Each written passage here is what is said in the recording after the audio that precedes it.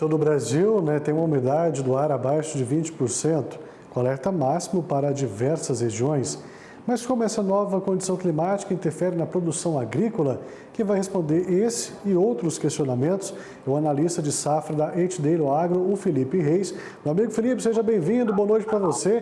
Tempo que você não aparece por aqui, toda vez que você vem para tirar essas dúvidas da gente a respeito do clima interferindo nas safras. O que podemos esperar com essa baixa umidade do ar em grande parte do país, hein? Boa noite. Boa noite, Thiago. Boa noite a todos os telespectadores. Realmente, não é só a umidade do ar que está baixa, né? A umidade do ar ela chama mais atenção para a gente, aí, principalmente nos grandes centros que ficamos aí, a população fica um pouco distante dos campos, aonde realmente ocorre a produção agrícola. Então, essa umidade do ar chama mais atenção e aí cria-se essa preocupação de como que será a nossa produção, se será afetada ou não. Bom, alguns pontos. Quando a gente fala de milho, soja, isso já foi, né? O milho está na reta aí, a final de colheita, mas a gente tem que lembrar que a gente está aí no ciclo da cana-de-açúcar, você também tem o trigo em pleno desenvolvimento, e essa seca que se alastra por diversas regiões do Brasil deve sim afetar a produção agrícola. Não é só a baixa umidade do ar, nós também temos uma baixa precipitação, e essa baixa umidade do ar, baixa precipitação, vem sendo associado com temperaturas acima da média em algumas regiões. Obviamente não em todas, mas em algumas regiões, inclusive regiões onde há produção de cana, onde há produção de trigo, né? Então, quando você tem temperaturas acima da média, você normalmente observa que as plantas aumentam a sua taxa de respiração e aquela energia que poderia ser destinada para uma melhor produtividade vai destinado para para a manutenção da planta. Claro que, estando no inverno, uma temperatura acima da média dificilmente vai ocorrer aí a temperatura acima de 35 graus Celsius, principalmente quando a gente fala na zona de produção de trigo, Rio Grande do Sul, Santa Catarina, Paraná e o sul de São Paulo. Mesmo assim, é algo que chama a atenção. A umidade do solo abaixo da média, em torno de 30%, 40% abaixo da média por um longo período. Nós tivemos chuvas em julho, mas foram muito concentradas, né? A produção agrícola ela precisa de sol, precisa de chuvas, mas precisa que essas chuvas sejam bem distribuídas. De nada adianta a gente ter um volume de chuvas alto no mês se elas forem extremamente concentradas, né? Claro que isso traz um alívio para as plantas, já que aumenta a umidade do solo, mas a umidade já voltou a cair abaixo da média, mesmo com aquelas chuvas concentradas dia 8, 9, 10 de julho. Isso vale ali para o sudeste de São Paulo, para o norte do Paraná, tá? Em algumas outras regiões, Rio Grande do Sul, Santa Catarina e sul e leste do Paraná, a umidade ainda está boa, é onde a gente observa que as lavouras de trigo estão tendo um desenvolvimento melhor, principalmente quando a gente compara o oeste e o norte do Paraná. Tá? Essas duas regiões hoje é onde a gente tem que ter atenção quando a gente fala de produção agrícola, neste momento em que nós temos o ciclo do trigo em pleno desenvolvimento. É possível, a nossa estimativa hoje aqui da F.D.R. Agro é de que haja uma produção em torno de 9 milhões de toneladas para o Brasil. Ainda é pouco, quando a gente fala mundo, né? Grandes produtores como a Rússia, por exemplo, produzem em torno de 80, 90 milhões de toneladas, ou seja, estamos produzindo aí quase que 10% apenas da produção russa. Óbvio que tem todos os fatores climáticos para a produção e essa menor produção brasileira, ele aumenta a necessidade de que o Brasil importe trigo de outras regiões. Então, qual seria o problema de uma seca, de uma baixa umidade? É que este potencial produtivo das lavouras seja afetado e a produção brasileira, que já não é alta, diminua, seja historicamente baixo. Por enquanto, deve ser maior do que o ano passado e a média dos últimos 5 anos. O ano passado foi de 8,1 milhões de toneladas. Tá? Claro que isso ainda pode mudar, para melhor ou para pior, ou seja, hoje a nossa estimativa está em 9 milhões, mas a gente pode chegar em 8, a gente pode chegar em 9 milhões e meio, muito difícil imaginar acima disso, tá? Pelo menos por enquanto. A gente vai precisar esperar passar as próximas semanas. Agosto e setembro são meses determinantes para isso, tá?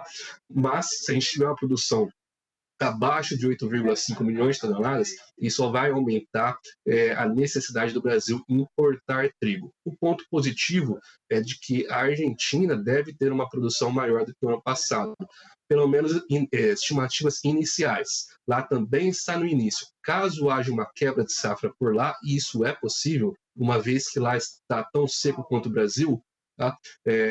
Aí a gente pode ter a necessidade de importar até de outras regiões. E com o dólar acima de R$ 5 e sem uma perspectiva para que caia para baixo de 5, está longe de ser imaginado, pelo menos pelo curto e médio prazo, aí você já começa a pensar no preço desse trigo. A população vai sentir aí quando for adquirir o seu pão para o café da manhã.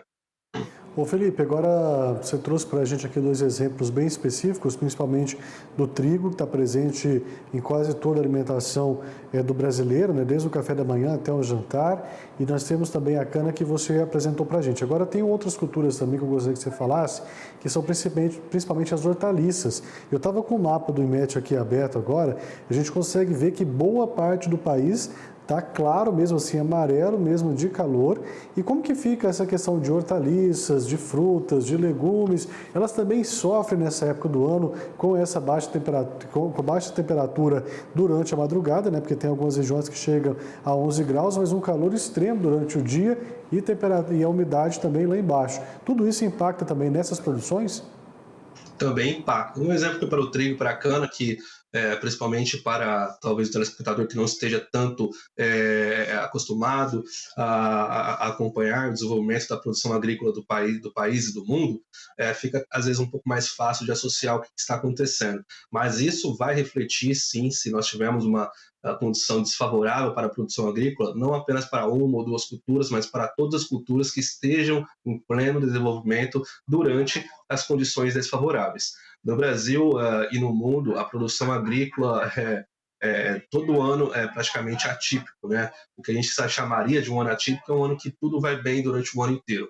Você pode olhar os últimos anos, nós tivemos ondas de calor, ondas de frio, nós tivemos temperaturas muito acima da média. 2021, por exemplo, tivemos 3 episódios de geada intensa em todo o sul do Brasil, até mesmo ali algumas regiões de São Paulo, sul de Minas Gerais e atingindo também o sudeste do Mato Grosso do Sul. Foram 3 episódios, 3 eventos de geadas muito intensa entre o fim de junho e o final de julho, que é extremamente atípico. Então, cada vez mais esses eventos vêm se tornando comuns. Para a população estar atenta ao que está acontecendo no campo sempre é uma boa maneira de conhecer melhor a produção, saber como e quando se proteger, e aí seria mais para realizar as compras, talvez mudar um pouco a alimentação. Para o produtor, ele pode realizar tudo de maneira perfeita, que se o clima não ajudar, ele ainda assim vai ter uma quebra de safra. Fica muito difícil para ele controlar, né, a temperatura, não tem muito como, principalmente quando a gente fala em produções de larga escala, que é o caso da cana, que é o caso do milho, da soja, do trigo, hortaliças. Então, realmente, esse é um evento que a gente tem que acompanhar de perto para que não seja pego de surpresa quando for ao supermercado. Tá certo. Agora, para nós finalizarmos, tem questão interessante também nessa previsão do tempo. Gostaria que você falasse se isso já é efeito do Laninha que está chegando. Porque aqui, de acordo com o mapa, nós temos previsão de chuvas na parte costeira do país, por exemplo, Salvador, Aracaju, Maceió, Recife e também em Natal, e outras regiões também como Boa Vista, Manaus, até mesmo em Macapá.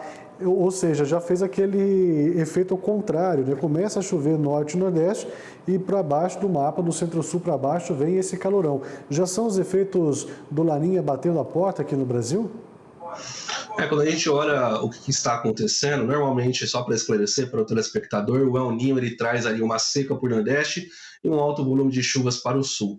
O Laninha é exatamente o oposto. Então aí, excesso de chuvas ou chuvas acima da média para o norte e nordeste e seca para o sul do país, tá? Ou chuvas abaixo da média, seria o melhor termo, a colocação.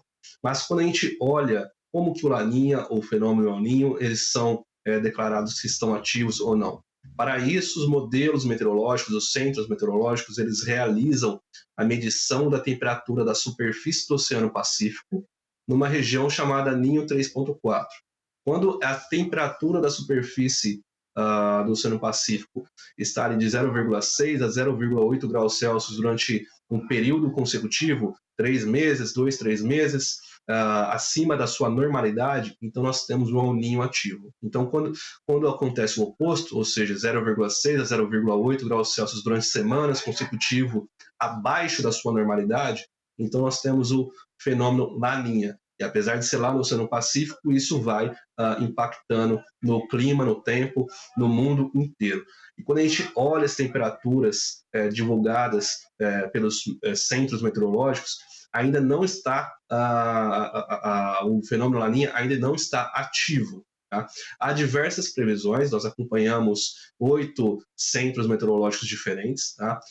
O NOAA, que é talvez o mais conhecido, dos Estados Unidos, ele aponta um início ali para fim de agosto, setembro, e isso vai aumentando a chance de estar ativo cada vez que nós vamos avançando no ano. Porém, o Centro Meteorológico da Austrália aponta que até novembro nós teremos uma condição de neutralidade, ou seja, nem El Niño nem Laninha. Então ainda há muita diversificação. Hoje nós trabalhamos com a possibilidade de que o Laninha esteja ativo ali para setembro, outubro, ou seja, estamos mais alinhados com o modelo do NOAA do que com o modelo do governo australiano. Tá? Mas ainda esses fenômenos, essas chuvas acima da média do norte e nordeste, portanto, não têm sido resultados do Laninha. Tá certo então, Felipe. Eu quero agradecer muito a sua participação aqui com a gente, trazer um pouco mais desses fenômenos que estão acontecendo, principalmente os impactos que eles trazem para a agricultura brasileira. Mais uma vez, muito obrigado e até uma próxima, viu, amigo? Volte sempre. Eu que agradeço e precisando, estamos à disposição.